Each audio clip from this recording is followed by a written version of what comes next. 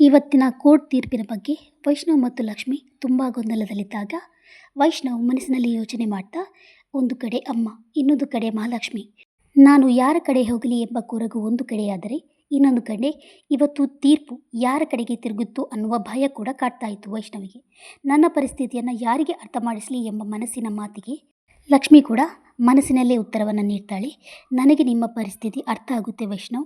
ಒಂದು ಕಡೆ ಹೆತ್ತಮ್ಮ, ಇನ್ನೊಂದು ಕಡೆ ಕೈ ಹಿಡಿದ ಹೆಂಡತಿ.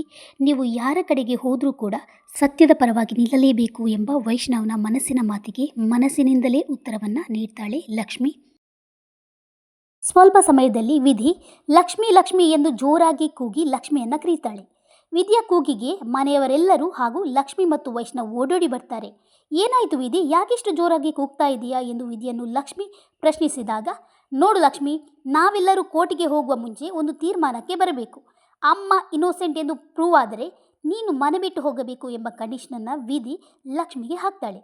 ಮನೆಯವರೆಲ್ಲರೂ ಅದನ್ನು ವಿರೋಧಿಸುವಾಗ ಲಕ್ಷ್ಮಿ ಆ ಸವಾಲನ್ನು ಸತ್ವ ಪರೀಕ್ಷೆಯಾಗಿ ಸ್ವೀಕರಿಸ್ತಾಳೆ.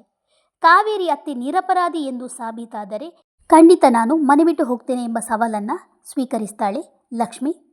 ಹಾಗೂ ಮನೆಯವರನ್ನೆಲ್ಲ ಯಾರೂ ಗಾಬರಿಯಾಗಬೇಡಿ, ಏನೂ ಆಗಲ್ಲ, ಅಗ್ನಿ ಪರೀಕ್ಷೆಯನ್ನೇ ಗೆದ್ದಿದ್ದೇನೆ. ಆ ರಾವಣನ 10 ತಲೆಯ ಕ್ರೌರ್ಯನ ಹೊರಹಾಕುವುದಕ್ಕೆ ನಾನು ಈ ಸತ್ವ ಪರೀಕ್ಷೆನ ಸವಾಲಾಗಿ ಸ್ವೀಕರಿಸ್ತೇನೆ ಎಂದು ಲಕ್ಷ್ಮಿ ಮನೆಯವರೆಲ್ಲರಿಗೂ ತಿಳಿಸ್ತಾಳೆ.